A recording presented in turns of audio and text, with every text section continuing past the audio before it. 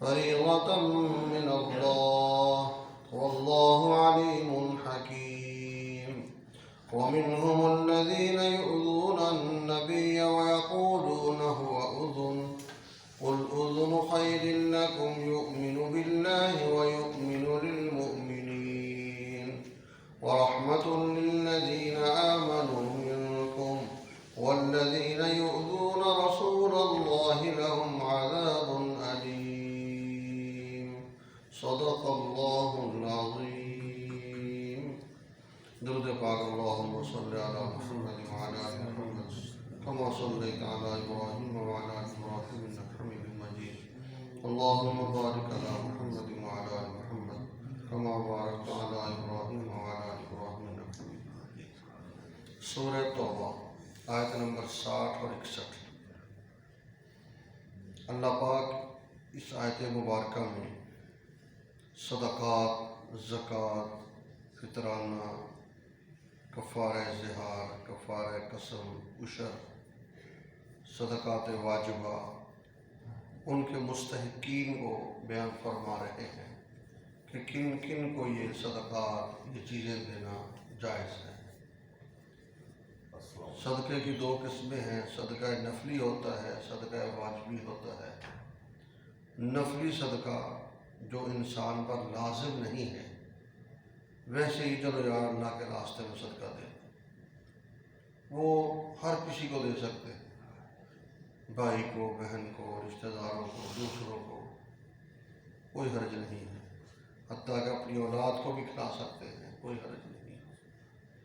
صدقہ واجبی جو ہے، جو واجب ہوتا ہے، جیسے زکوٰۃ فرض ہے، عشر فرض ہے، کفارہ فرض ہے، قسم کا کفارہ ہے، زہار کا کفارہ ہے، یا منت مان لی میرا یہ کام ہو گیا، میں یہ کروں گا، اللہ نے کیا وہ کام ہو گیا، تو یہ صدقہ واجب ہوتا ہے. ان کے مستحق کون کون ہیں؟ اللہ پاک ذکر فرما رہے ہیں. نمبر 1، للفقراء، فقراء کو، جو فقیر لوگ ہیں.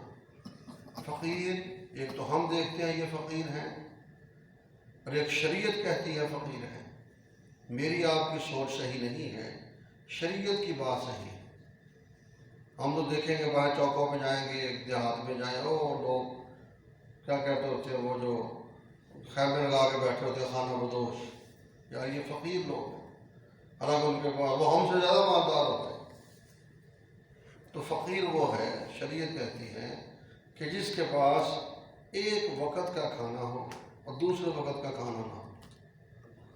ایسے حالات، یعنی ایک وقت کی روٹی ہے، شام کی روٹی نہیں بیچارے کے پاس، وہ ہے فقیر. اس کو زکوٰۃ صدقہ دینا جائز ہے. مساکین، مسکین کو دینا جائز ہے. مسکین کون ہے؟ سمجھ لیں، جو نصاب شریعت نے مقرر کیا ہے چاندی کے حساب سے، وہ ہے 52.5 تولہ، اور سونے کے لحاظ سے ہے 7.5 تولہ. اگر ایک آدمی کے پاس کھانے پینے کا سامان ہے، گھر بھی ہے، رہن سہن بھی ہے، لیکن 52.5 تولہ چاندی کتنے کی آتی ہے؟ مثال کے طور پہ آج کل 70,000 کی کہہ رہے ہیں، بڑھا چڑھا کر، اس سے مہنگی نہیں ہے. تو اگر 70,000 اس کے پاس پڑا ہوا ہے، پاس ہے، بینک میں ہے، کاروبار میں لگا ہوا ہے، تو اس آدمی کو یہ چیزیں دینا جائز نہیں ہے. شریعت کی نظر میں وہ مالدار ہے، کیونکہ وہ نصاب کا مالک ہے. ہاں، اگر ایک آدمی کھاتا پیتا ہے، روٹی سبزی سب کچھ ہے، لیکن پیسہ کچھ بھی نہیں ہے، نہ سونا، نہ چاندی، نہ پیسہ، نہ کاروبار کچھ لگا ہے، نہ بینک میں پڑا ہے، نہ کوئی کمیٹی ڈالی ہوئی ہے کہ جو لینے والی باقی ہے، یعنی اس کے بعد کچھ بھی نہیں، خالی 10,000 آیا خرچ کر لیا پھر خالی، 10,000 آیا خرچ کر لیا پھر خالی. تو اس لیے بندہ مسکین ہوتا ہے. اگرچہ وہ صاف سفید پوش ہے، سامنے کچھ نظر نہیں آتا، لیکن اس کے بعد ہے ہی کچھ نہیں. تو اس کو بھی 52.5 تولہ چاندی کے پاس اگر پیسہ نہیں ہے اس کے پاس، تو اس کو یہ چیزیں دینا جائز ہے. وَالْعَامِلِينَ عَلَيْهَا، اور وہ لوگ جو اس کام پر عمل کرنے کے لیے مقرر ہیں، جو اس شعبے میں مقرر کیے ہوئے بھی آپ کا یہ کام ہے کہ آپ نے لوگوں سے زکوٰۃ وصول کرنی ہے، پھر پھر آگے اس کو پہنچانا بھی، صحیح جگہ اس کو خرچ کرنا ہے، تلاش کرنا ہے کون کون سے لوگ اس کے مستحق ہیں۔ اب یہ جو اس پہ لوگ کام کر رہے ہیں، ان کو اسی میں سے زکوٰۃ میں سے تنخواہ دینا جائز ہے؟ جائز ہے، وہ کام ہی کر رہے ہیں، لیکن اس میں بھی بات ہے کہ وہ سید نہ ہو۔ اگر وہ سید ہو پھر جائز نہیں ہے، کیونکہ سید کو کسی طرح بھی زکوٰۃ کی رقم نہیں دی جا سکتی۔ آپ کو 3 چیزیں یاد ہوگی، میں نے شرطیں بتائی تھیں۔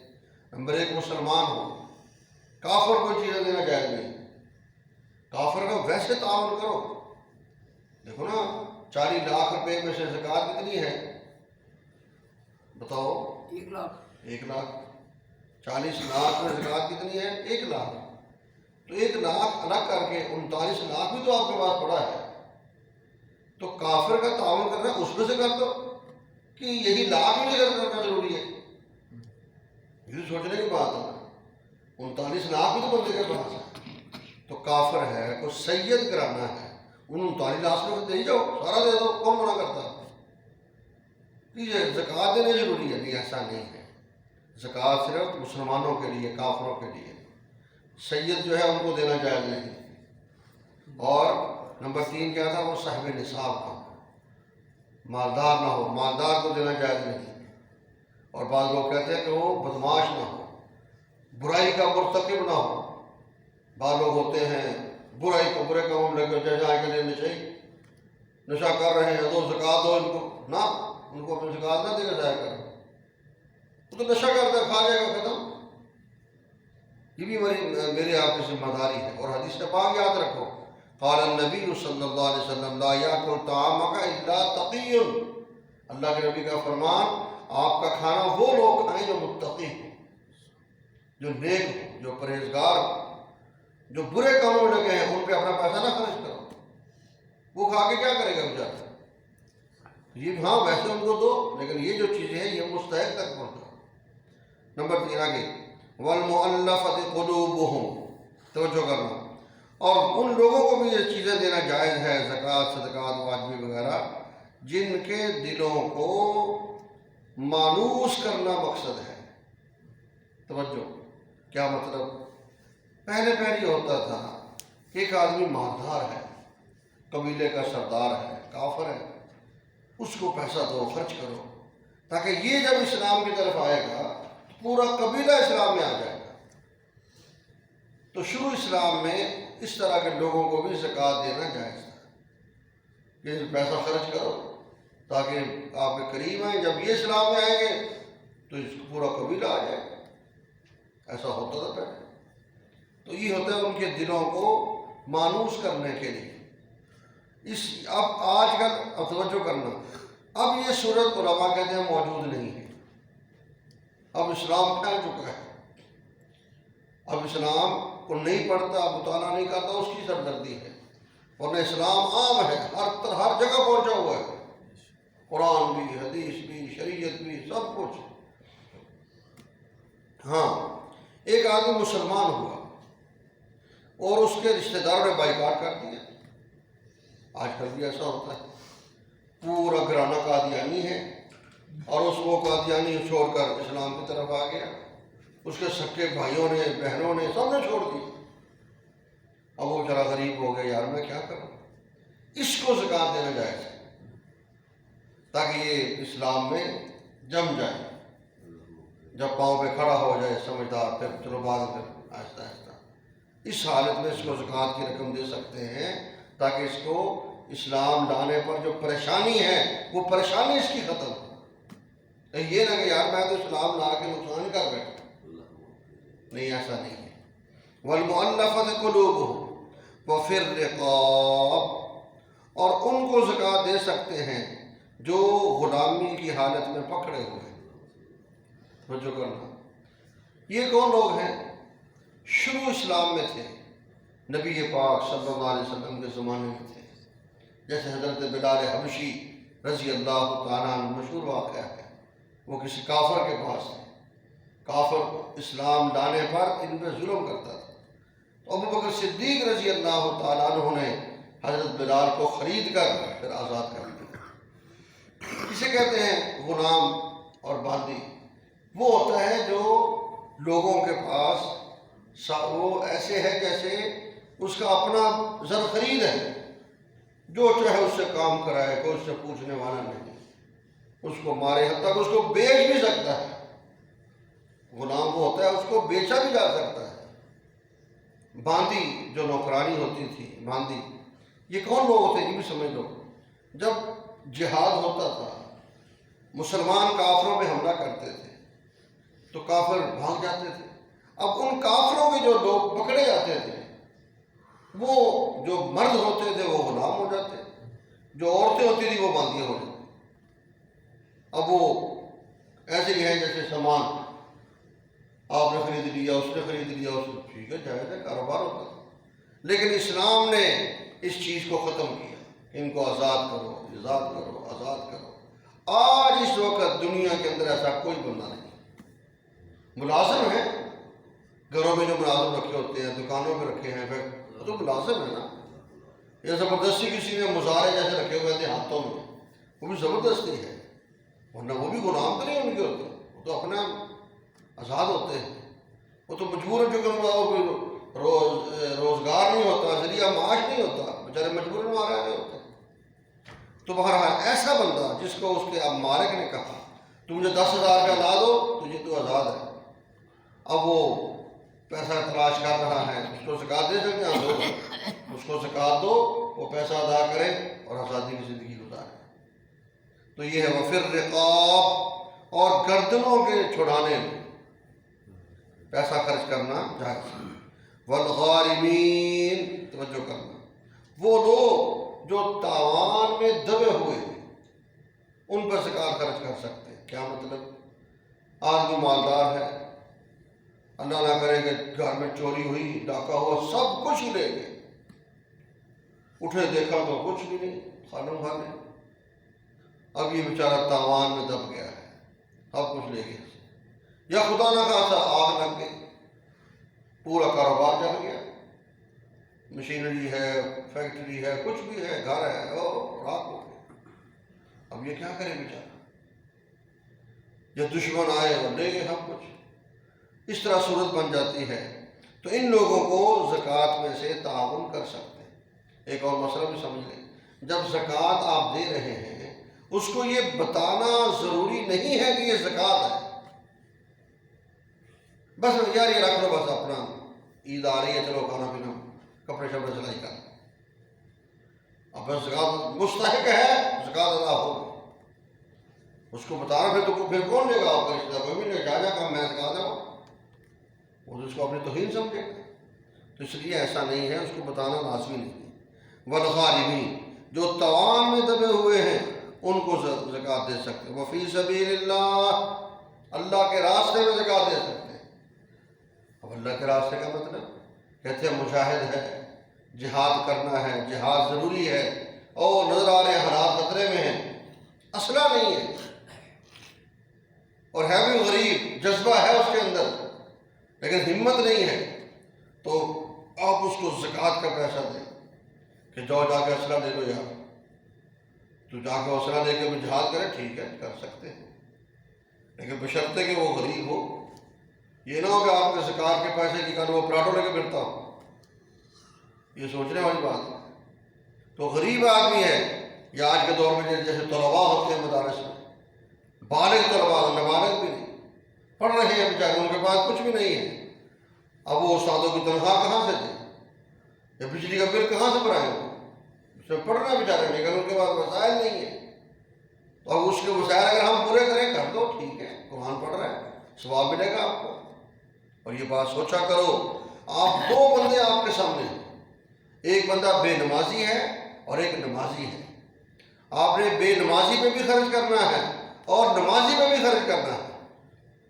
اب آپ خود دیکھیں، ایک بندے کو آپ نے بے نمازی کپڑے بھی لے دیے، کھانا بھی کھلا دیا، وہ نماز نہیں پڑھ رہا، اور ایک نمازی آدمی ہے، اس پہ آپ نے خرچ کیا، وہ ہاتھ باندھ کے کھڑا ہے، قرآن پڑھ رہا ہے، ذکر کر رہا ہے، ایمانداری سے بتائیں دونوں پہ آپ نے خرچ کیا ہوا ہے، لیکن اس کو دیکھ کے آپ کو ٹھنڈ پڑ رہی ہو، چلو یار یہ میرا پیسہ کہیں لگ تو رہا ہے، یہ قرآن پڑھ، مجھے بھی کچھ نہ کچھ مل رہا ہوگا، یہ اللہ کا دین پڑھ رہا ہے، مجھے کچھ نہ کچھ تو ملے گا انشاءاللہ، اور ملتا ہے کیوں نہیں ملتا؟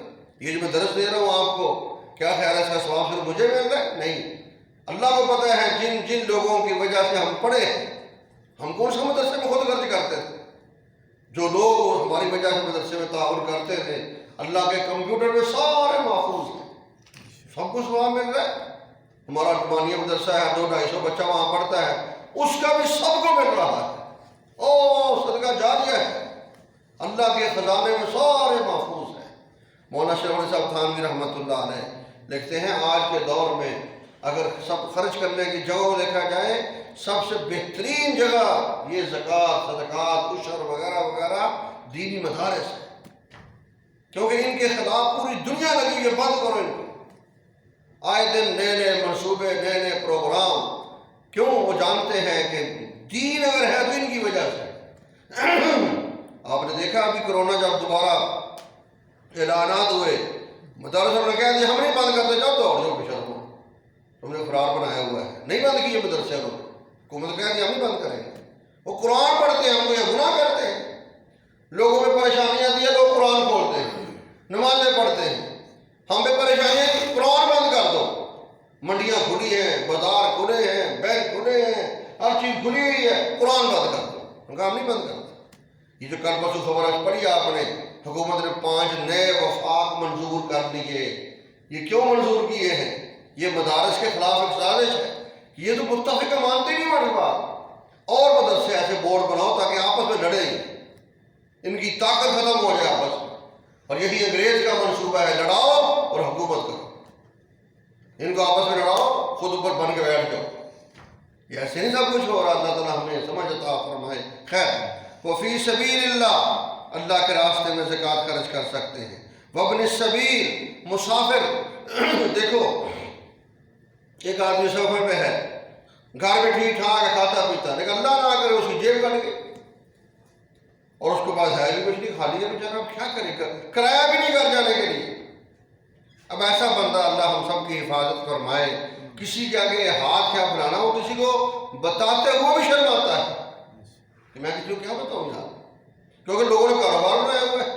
آپ کسی بڑی دکان پہ جائیں، یہ جو بڑے بڑے مال ہیں، آپ باہر نکلے کئی مل پڑیں گے، آپ وہ جی روٹی کھانی ہے، وہ جی گھر جانا ہے، وہ جی مزدوری نہیں ملے گی، آج بناؤ۔ بندہ کہتا ہے یار کس کو کیا کہیں، وہ کیا نہ کہیں، تندرست ہوتے ہیں، ٹھیک ٹھاک ہوتے ہیں، لوگوں نے کاروبار بنا لیا ہے۔ یہ چوک میں جاؤ اور لڑکیاں کھڑی ہو گئی، ابھی کھڑی کر کے چلے گئے رکشے والے، اس ٹائم وہ کتبازہ پکڑا ہوا ہے، یہ لاؤ کاروبار شروع کر دیا۔ اچھا اس ٹائم ایسے بے ایمان ہیں، سمجھدار کتنے ہیں، اس ٹائم وہاں کھڑی ہوتی ہے جہاں لوگوں نے شہر میں جانا ہے اس طرف، اور شام کو اس طرف جہاں لوگوں نے واپس جانا ہے، شام ادھر کھڑی ہوتی ہے، 2 گھنٹے کھڑی، 2 گھنٹے 3 گھنٹے کھڑی ہوتی ہے، بس چلی جاتی ہے، لے جاتے ہیں اٹھا کر رکشے میں آتے ہیں۔ تو یہ کاروبار چل پڑا ہے، یہ کوئی مستحق نہیں ہوتے لوگ، ایسے یاد رکھنا۔ یہ چیزیں میری آپ کی ذمہ داری ہے، اس کو اللہ نے کہا خرچ کرو اور اپنے مقام تک پہنچاؤ۔ آتوا الزکاۃ کے لفظ آتے ہیں، زکوٰۃ ادا کرو، زکوٰۃ ادا کرو۔ قرآن میں کہیں بھی نہیں ہے زکوٰۃ نکالو، یہ ہم کہتے ہیں زکوٰۃ نکالو، قرآن میں کہیں نہیں ہے، قرآن میں ہے زکوٰۃ ادا کرو۔ ادا کیسے ہوگی؟ جب صحیح جگہ تک پہنچے گی۔ تو ایسا مسافر بندہ ہے، اس کو زکوٰۃ میں سے دینا جائز ہے۔ فریضۃ من اللہ، اللہ کی طرف سے یہ چیزیں مقرر کی گئی ہیں، اللہ نے مقرر کی ہے، میں نے آپ نے مقرر نہیں کی، اور اللہ تعالیٰ کی مقرر کردہ چیزوں کو کوئی دنیا کی طاقت بدل نہیں سکتی۔ اللہ کے نبی صلی اللہ علیہ وسلم سے بڑھ کر دنیا میں اور کون ہے؟ نبی پاک صلی اللہ علیہ وسلم نے قسم اٹھا لی، میں شہد نہیں کھاؤں گا۔ آخری فائدہ سے بارے واقعہ آتا ہے، شہد کی قسم اٹھا لی، میں شہد نہیں کھاؤں گا۔ اللہ نے قرآن میں کہا یا ایھا النبی، اے نبی اکرم صلی اللہ علیہ وسلم، لما تحرم ما احل اللہ لک، جس کو اللہ نے تیرے لیے حلال کیا تو نے اس کو کیوں حرام کر دیا؟ اللہ پاک نے فوراً کہا ایسا نہیں ہے، تو فرمایا کہ یہ اللہ تعالیٰ کی طرف سے مقرر کی ہوئی چیزیں ہیں۔ اب یہاں وہ بات سمجھو، میں آپ کو کہتا رہتا ہوں، قرآن کی آیات کا ترجمہ، معنی، مطلب ہم وہ لیں گے جو 1400 سال سے چلا رہا ہے۔ آج کے یہ جو نیٹ کی پیداوار ہے، جو نیٹ پہ جو بیٹھ کے دین کے اسکالر بنے ہوئے ہیں، ہم ان کو نہیں مانتے۔ ہم وہ ترجمہ لیں گے جو 1400 سال کے علماء یہ تو بہت کچھ کہتے ہیں، ان کی آپ باتیں سنیں گے آپ تو نماز پڑھنی چھوڑ دیں گے، جمعہ چھوڑ دیں گے۔ وہ کہتے ہیں جمعے کا مقصد ختم ہو گیا، موبائل پہ حالوا لیتے رہو لوگوں کو، چل ختم۔ جمعے کا مقصد لوگوں کا اجتماع ہوتا تھا نا، اب ٹیلی فون موبائل آ گئے، ہر بندے سے حالوا لے لو، ختم۔ جمعے کا کیا کرنا؟ ویسی عقلی دلائل دیتے ہیں، بندہ حیران ہو جاتا ہے۔ اسی لیے کہتے ہیں علماء کہ قرآن حدیث کا ترجمہ، معنی، مطلب ہم وہ لیں گے جو 1400 سال سے بیان ہوتا آ رہا ہے۔ اگر آج کسی بندے کا ترجمہ یا کسی سکالر کا، کسی عالم کا، کسی اور لیڈر کا ترجمہ قرآن سے ٹکرائے گا یا علماء سے ٹکرائے گا، او 1400 سال کی لڑی جو ہے وہ اور کہتی ہے اور کہتا ہے، اس کو ہم چھوڑ دیں گے، ہم ان کو لیں گے، اس کو چھوڑ دیں گے۔ اب یہ جتنی بھی چیزیں بیان ہوئی ہیں یہ سب علماء نے لکھی ہوئی۔ اب کوئی بندہ ان میں یہ بھی ہے، سڑک بنا دو جی زکوٰۃ کے پیسے سے، فلاں بنا دو جی، فلاں بنا دو جی، وہ تو ماما نہ ہے۔ اللہ نے یہ بتایا ہوا ہے، قرآن یہ کہتا ہے، یہ مستحق ہے، ان میں کہاں ان چیزوں کا ذکر ہے؟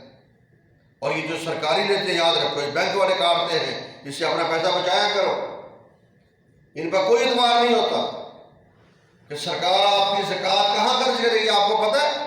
کوئی پتہ نہیں ہے۔ وہ ہماری جو چیزیں ہماری اپنی ہیں وہ ہمیں معاف نہیں کرتے، پیٹرول نہیں چھوڑتے، بجلی گیس دن بدن اوپر لے کے جائے جا رہے ہیں زیادہ۔ زکوٰۃ کا پیسہ وہ کہاں صحیح جگہ استعمال کریں گے؟ یہ بینک والے یاد رکھو، یکم رمضان کو سارے بینک والے زکوٰۃ کاٹ دیتے ہیں۔ کوشش کیا کرو یکم رمضان سے پہلے اپنا بیلنس ختم کر دو، تھوڑے بہت پیسے ہو، 50,000 میں سے کم سے زکوٰۃ ہوتی نہیں ہے، کاٹیں گے کیا ہو؟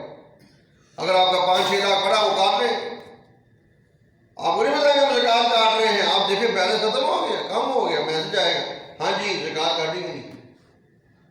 اب وہ جہاں مرضی اڑائیں، کون پوچھنے والا ہوں؟ زکوٰۃ نہیں ادا ہوگی، اس طرح یاد رکھو، مسئلہ بتا رہا ہوں، زکوٰۃ ہم نے خود ادا کرنی۔ واللہ علیم حکیم، اور اللہ تعالیٰ جاننے والا ہے، حکمت والا ہے۔ اللہ تعالیٰ نے یہ چیزیں مقرر کی ہیں، اس میں کیا حکمتیں چھپی ہوئی ہیں اللہ تعالیٰ کو سب پتہ ہے، ان پر مسلمان کو عمل کرنا چاہیے۔ اللہ پاک سے دعا ہے اللہ مجھے آپ کو قرآن پاک کی سمجھ اور عمل نصیب فرمائے۔ الحمدللہ رب العالمین، والصلاۃ والسلام علی سید المرسلین۔ یا رب العالمین ہمیں قرآن پاک کی سمجھ عطا فرما، حضور اکرم صلی اللہ علیہ وسلم کی احادیث کی سمجھ عطا فرما۔ اے اللہ پاک ہمیں آپ نے مال و دولت عطا کیا ہے، اس کا حق ادا کرنے کی توفیق عطا فرما، قرآن و سنت کے مطابق اس کو صحیح مقام پہ خرچ کرنے کی توفیق عطا فرما یا رب العالمین۔ اگر آپ نے دولت دی ہے تو دل بھی عطا فرما۔ اے اللہ پاک جہاں اپنی ضروریات کو ہم دیکھتے ہیں، غرباء، مساکین، عزیز و اقارب، رشتہ دار، دوسرے، ان پہ بھی خرچ کرنے کا جذبہ عطا فرما، حوصلہ عطا فرما۔